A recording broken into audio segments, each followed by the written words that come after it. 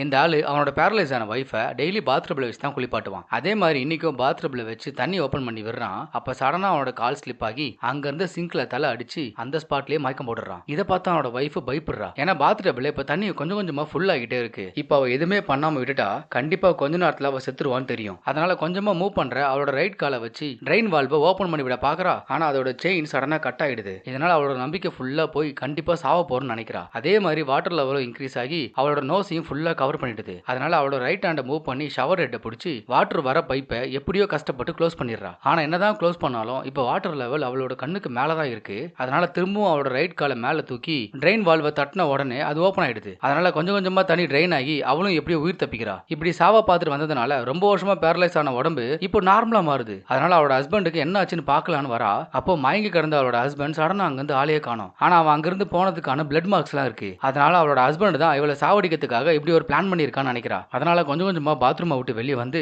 கஷ்டப்பட்டு மேலே எழுந்துச்சு நின்று சேஃப்டிக்காக ஒரு கையில கிளாஸ் பீஸை எடுத்துக்கிட்டு மாடியில இருந்து கீழே வரா. அப்போ அவளோட ஹஸ்பண்ட் கீழே செத்து போய் கிடக்கிறத பார்த்து பயந்துடுறா.